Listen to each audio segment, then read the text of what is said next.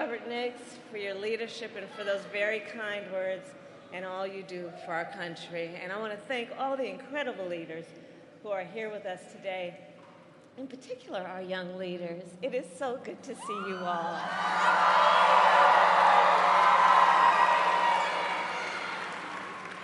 I also want to thank the members of the Congressional Black Caucus who are with us this afternoon.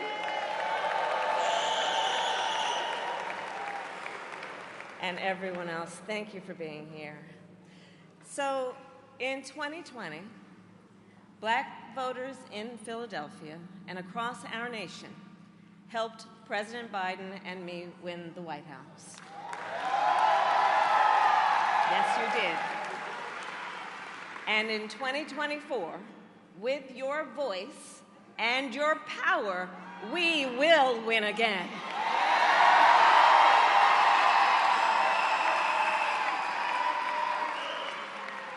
Philadelphia, in Joe Biden, we have a fighter, a leader with skill, vision, determination, and compassion. A leader who keeps his promises.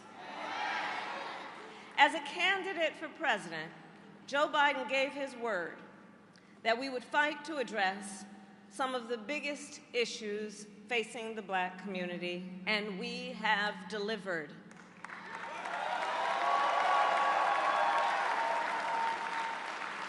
In 2020, Joe Biden and I vowed that we would lower the cost of health care like insulin. For far too many years, too many of our seniors with diabetes had to make the awful decision about either filling their prescription or paying their rent. And Black Americans are 60% more likely to be diagnosed with diabetes. So we capped the cost of insulin for our seniors at $35 a month.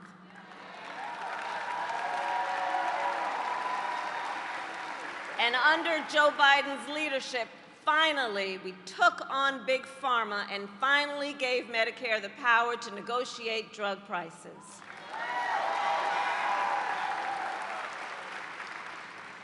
We also took on the issue of debt, which makes so many people feel like they can never get ahead. Take, for example, medical debt. We are now making it so medical debt can no longer be included on your credit score.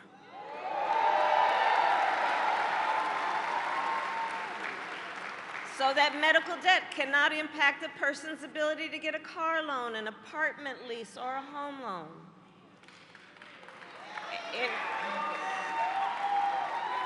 In 2020, we promised to forgive student loan debt.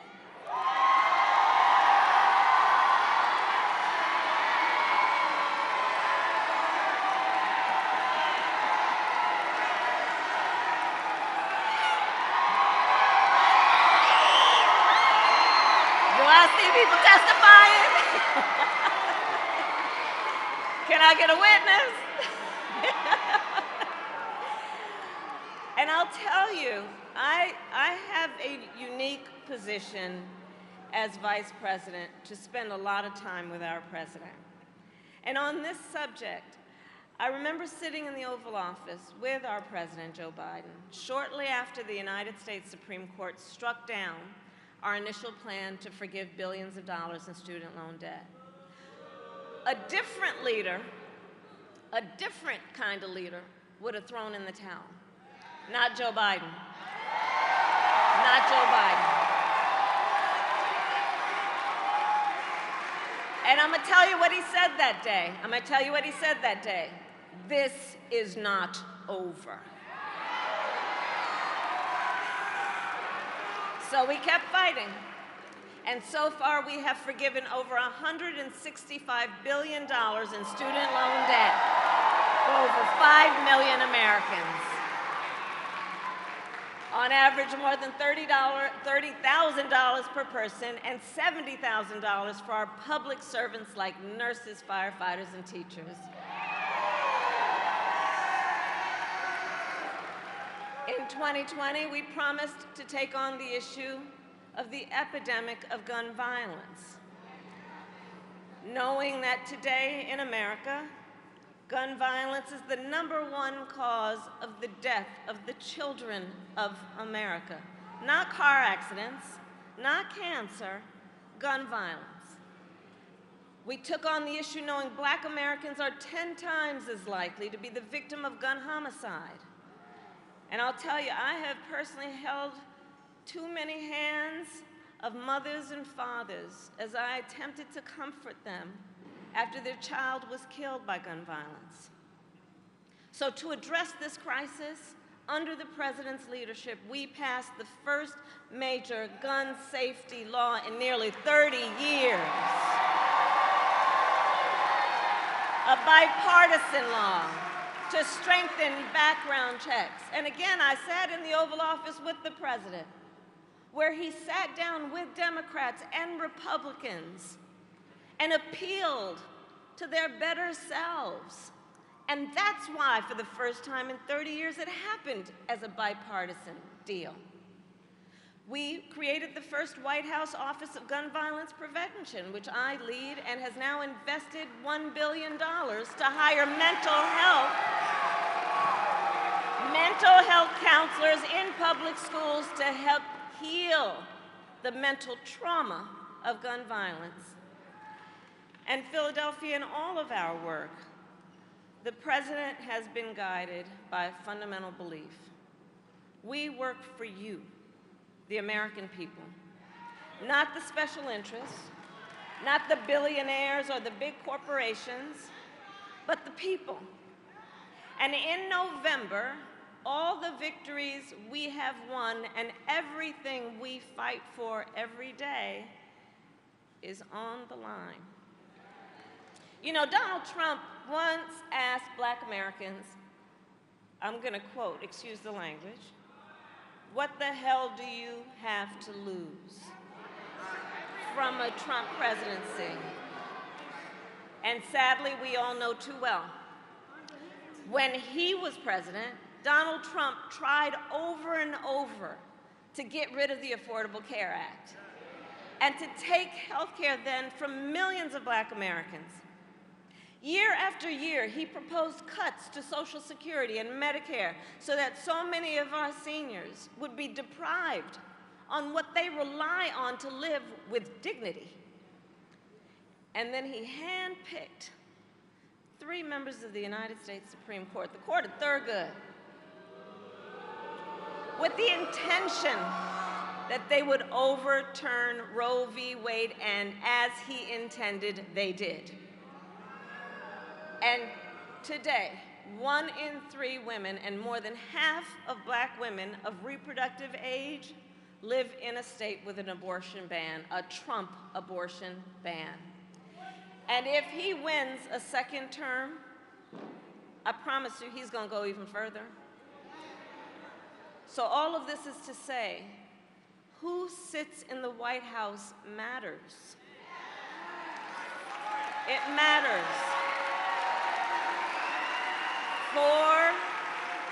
It matters for the people of America and for people around the world. As Vice President, I've now met with over 150 world leaders, presidents, prime ministers, chancellors, and kings. And I cannot tell you how many times one of those leaders has pulled me aside and talked about how much the world relies on us and on Joe Biden's leadership. His defense of democracy, his commitment to the ideals of freedom and liberty and equality, and his willingness to fight for these ideals. And as the people of Pennsylvania know, our president does not only know how to fight, he knows how to win.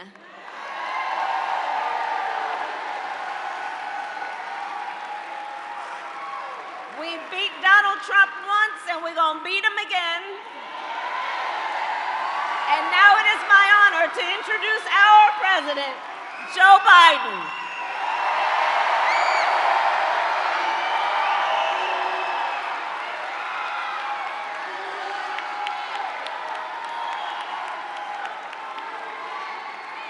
Hello, Philadelphia.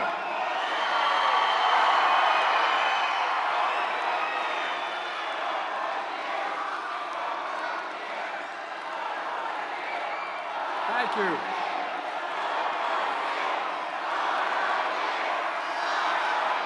Thank you, thank you, thank you. It's good. It's good to be. It's good to be almost home. I just live down the road a little bit. Thank you, Kamala, for your partnership. It is a partnership. And how about another round of applause for our great Vice President? And she's something else. It's great to see so many friends, including my fellow Scrantonian, Senator Bobby Casey. Bobby, where you are. Mayor Parker, Lieutenant Governor Davis, the Chair of the Congressional Black Caucus, Steve Horsford, the members of the CBC who are here tonight. If I introduce everybody, I'll be here all night. But look, while I couldn't be here, I'm thinking of our dear friend Congressman Dwight Evans. He's recovering. He's going to recover. He's doing well.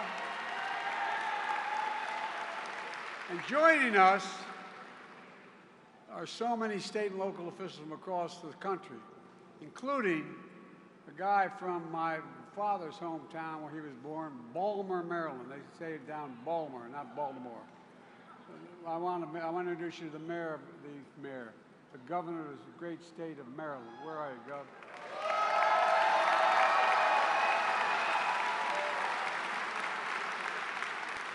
In case you haven't noticed, it looks like he can still play, too. It's great to be with you, Gov. Civil rights and community leaders from all across the country. Folks, if anyone wonders whether their vote matters, remember this. Because Black America voted in 2020, please have a seat if you can. Have a seat. Because Black Americans voted, Kamala and I are President and Vice President of the United States because of you. That's not hyperbole. Because you voted, Donald Trump is defeated former president. And with your vote in 2024, we're going to make Donald Trump a loser again.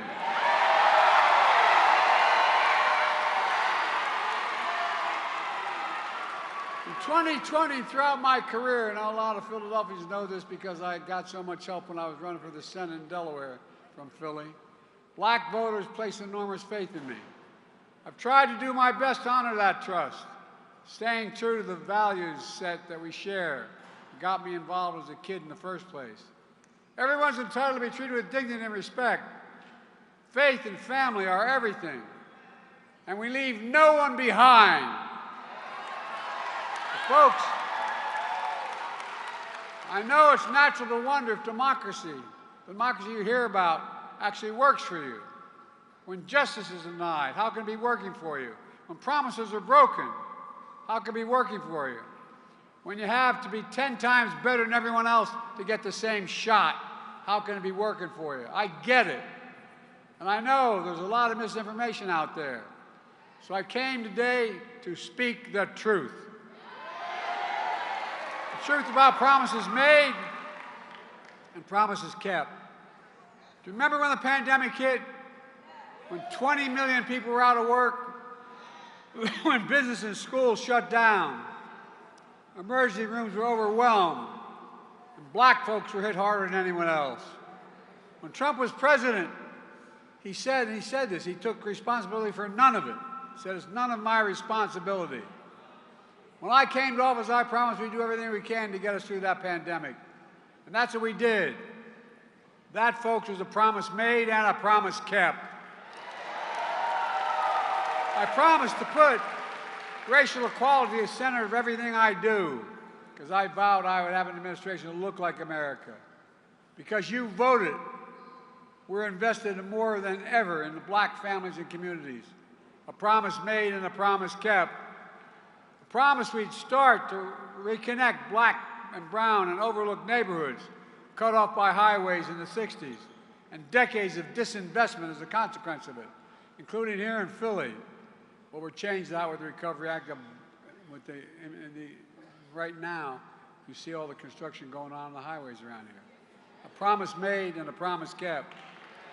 Look, I said I'd remove every lead pipe in America so every child can drink clean water without fear of brain damage.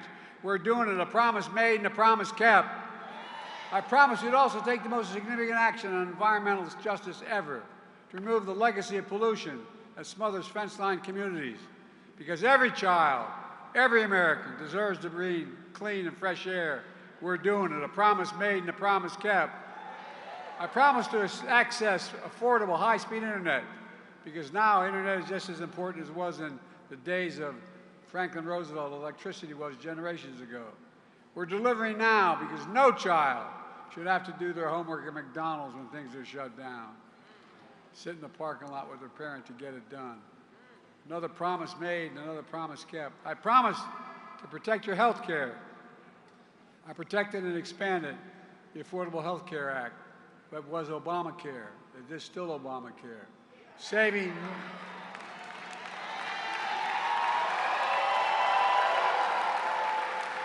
millions of Americans an additional $800 a year in premiums.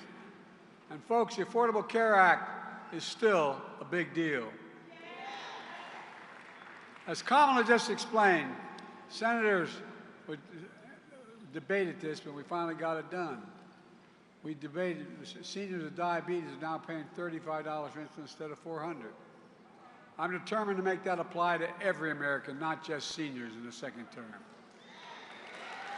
We're capping the bill we've already passed. We cap total out-of-pocket costs for drugs for seniors beginning next year at $2,000 a year total, including cancer drugs that cost $10,000, $12,000, $14,000 a year. You pay no more than $2,000 a year. Promise made and promise kept. And by the way, not only saves people money, it saves the taxpayers, guess what? $160 billion cut in the deficit because Medicare doesn't have to pay those exorbitant prices. Folks, one of the reasons I got started and won the first time and subsequent times in Delaware is because of the best HBCU in America, Delaware State.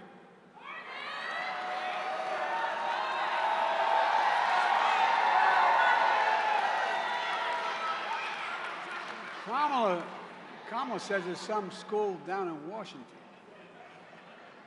Anyway, HBCUs are incredible institutions, but they don't have the same endowments as other universities to fund research centers and do so much more. Because you voted, I kept my commitment. We're investing $16 billion, the most ever in the history of America. $16 billion. We'll grow America. We'll save America money. A promise made and a promise kept. I'm keeping my promises that no one should be in jail merely for using and possessing marijuana.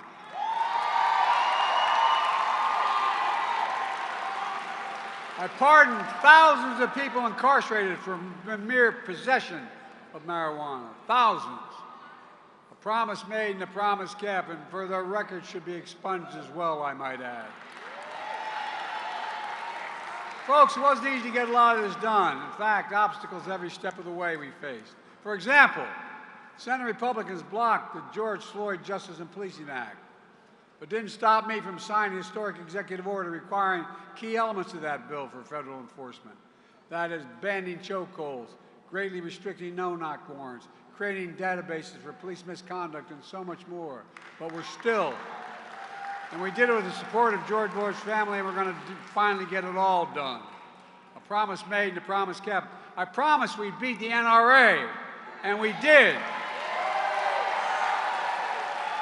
As Kamala mentioned, I signed the most significant gun safety law in nearly 30 years. A promise made and a promise kept. And by the way, I'm going to go back and once again ban assault weapons in America. I did it once. We'll do it again. Supreme Court blocked me from relieving student debt, but they didn't stop me. So far, I've relieved student debt for nearly 5 million Americans. A significant number are black borrowers. So you can chase your dreams, start a family, buy your first home, start a business, and so much more. And guess what? It grows the economy. It strengthens the economy. I'm going to keep it going. A promise made is a promise kept. And we're speaking of the courts. because you voted, I was able to keep my commitment to appoint the first black woman on the United States Supreme Court, Justice Ketanji Brown Jackson. The promise made and the promise kept, and I appointed more black women to the federal circuit courts than every other president in American history combined. Every single president combined. And overall, we appointed 200 black judges to the federal bench. And guess what? The next president, they're going to be able to appoint a couple justices, and I'll be damned if they're not going to have it. Look, if in fact we're able to change some of the justices when they retire and put in really progressive judges, like we've always had, tell me that won't change your life when Trump justices are already gutting voting rights, overturning Roe, decimating affirmative action, and so much more. We're going to let that happen? We can't. No, we really can't. Now let's talk about Trump's MAGA lies. I don't have an hour, but we're going to shorten it. Trump takes credit for sending all the pandemic relief checks alone. It's a lie. The truth is, the Congressional Black Caucus got that money passed. And when Kamala came to office with the help of the CBC, passed legislation that delivered more checks in the pockets of millions of Americans, including black Americans. $1,400 checks from the American Rescue Plan we passed. And then $300 a month per child, per family through the child tax credit, which cut child poverty in half for black families. And I'm going to get it reinstated in the second term. Folks, Trump continues to lie by saying black unemployment was at a record low on his watch. The fact is, record low unemployment happened on my watch, and we're going to keep it going. Black small businesses are starting up at a faster rate in 30 years because of what we've done. The racial wealth gap is the lowest it's been in 20 years because of our efforts. A promise made and a promise kept. I announced the most significant housing plan in 50 years. It includes first-time home buyers tax credit, building millions of affordable housing to bring rents down. New data shows 40% cut in the gap between home appraisals in majority white communities versus those of color, communities of color. You know, the same exact builder on either side of 95 build the same houses. If it's a black community, it's lower, the value from the very day it's built ends up being lower than the exact same house across the highway in the white community. We're doing everything we can to right that wrong. And guess what? We're taking on corporate greed to bring down the price of gas, food, and rent. Eliminating junk fees. Instead of getting charged $35 for an overdraft, it's $3 now, not $35.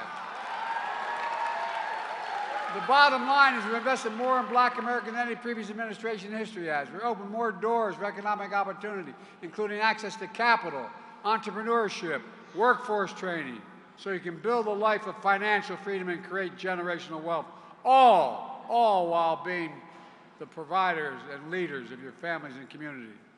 Another promise made and a promise kept. We're just getting started. The second term. Want to keep it going to level the playing field by making the wealthy begin to pay their fair tax. It ain't even close. I said I'd not increase the tax of anybody making less than $400,000 a year. Well, guess how much the average federal tax rate is for a billionaire? We had 1,000 of them. 8.3%. 8.3%. It's outrageous. If the billionaires only had to pay 25% to raise $400 billion, we'd be able to do everything we're doing now and still reduce the debt. Look, billionaires pay their fair share. Not only reduce the deficit, but could provide child care, elder care, paid leave, and so much more to change the lives of millions of Americans, as well as grow our economy. But folks, all progress, all freedom, all opportunities at risk. Trump is trying to make the country forget just how dark and unsettling things were when he was president. But we'll never forget lying around and him lying around, actually. And lying about how serious the pandemic was. and say he had no responsibility for it. And telling Americans, just inject a little bleach. Remember that? The way he's acting, I think he injected a hell of a lot of bleach in himself. Trump, you got it, kid. Trump and his MAGA extremists want to give power back to Big Pharma to continue to charge exorbitant fees. Trump is still determined, in his own words, quote, to terminate the Affordable Care Act, which would deny 3 million black Americans health insurance, deny protections for pre-existing conditions for millions more. During his presidency, Trump enacted a $2 trillion tax cut, overwhelmingly benefiting the very wealthy and the biggest corporations, and exploded the federal deficit. He racked up more federal debt than any president did in any presidential term in history. Tell me about the Republicans and balancing budgets. And now he wants to do it again. At the same time, he's determined to cut Social Security and Medicare. I have a better idea. Let's protect Social Security and Medicare and make the very wealthy begin to pay for it. As Kamala said, Trump brags about gutting Roe v. Wade, standing there, I did this. Well, he openly encourages voter suppression and election subversion. Folks, re-elect Kamala and me and a Democratic Congress, and I will sign the John Lewis Voting Rights Act and the Freedom to Vote Act tomorrow. And we will make Roe v. Wade the law of the land again. It's within our power to do this. MAGA extremists ban books. Did you ever think, if you're anybody over 30 years old, you'd go through a period where banning books in America? They're trying to erase black history. We're going to write black history because it's American history. It's American history. Together we make history, not erase it. To me, the values of diversity, equality, inclusion are literally, and that's not kidding, the core strengths of America. That's why I'm proud to have the most diverse administration in history. It taps into the full talents of our country. And it starts at the top with the Vice President. On Memorial Day, I proudly stood with a black man, the highest order, the first black Secretary of Defense, second black Chairman of the Joint Chiefs of Staff, black women heads of military units. We're overseeing the most diverse, strongest fighting force in the history of the world. And folks,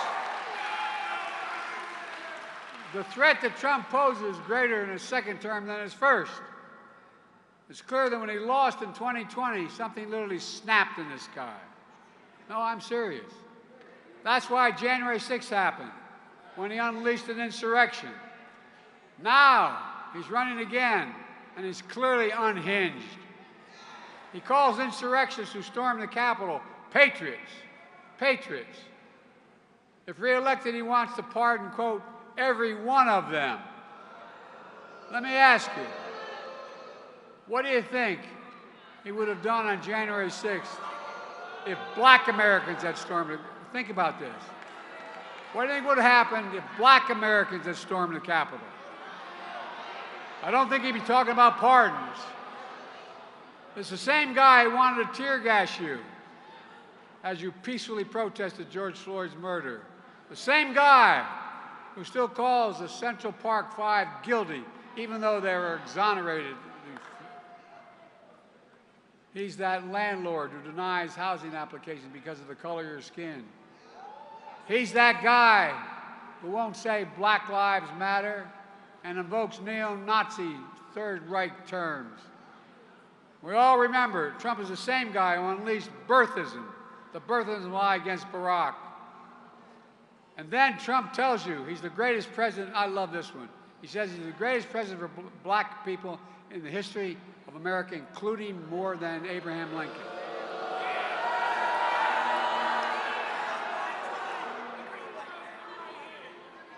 I mean, can you fathom that? Where in the hell? Like I said, I think he injected too much of that bleach in his brain. I think it affected his brain. Some lies are so foolish they don't have to say anything about them at all. Maya Angelou said, when someone shows you who they are, believe them the first time. You got it, kid. You got it. I'm showing you who I am, and Trump has shown you who he is. And today, Donald Trump is pandering and peddling lies and stereotypes for your vote so he can win for himself, not for you. Well, Donald Trump will have a message for you. Not in our house and not in our watch. Let me close with this.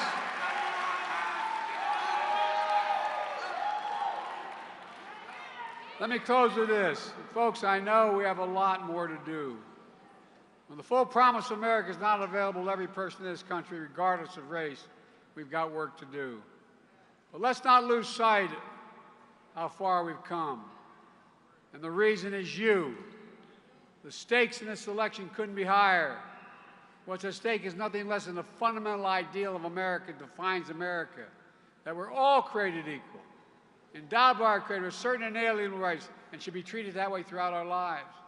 We've never lived up to it, but we've never, ever before completely walked away from it either.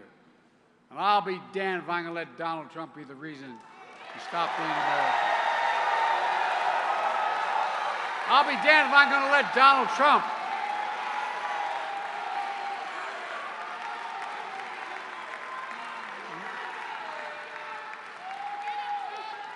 I'm not going to let Donald Trump turn America into a place that doesn't believe in honesty, decency, and treating people with respect. And I'll be damned if I'm going to let Donald Trump turn America into a place filled with anger and resentment and hate. Folks, America's always been a place where we've worked toward more perfect union, where those who were excluded in the past are included in the promise of the country today. I still believe that. I'm still optimistic, but I need you. So my question for you is simple, a simple one. Are you with me?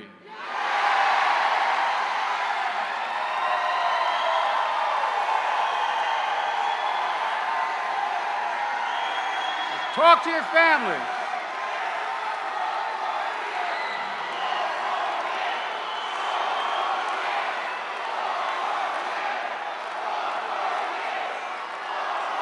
Spread the word.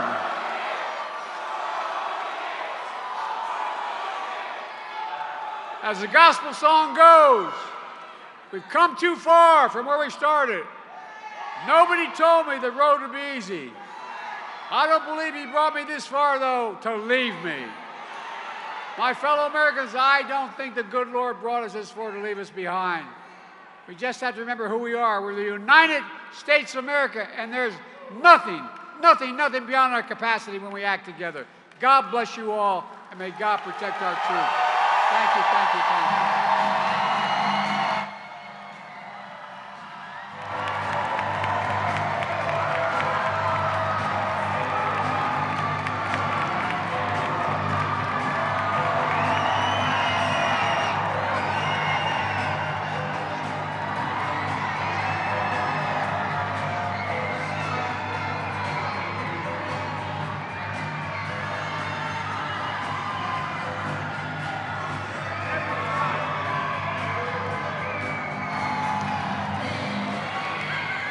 Every time I walk out of my grandfather Fitting's house up in Scranton, he yelled, "Joey, keep the faith."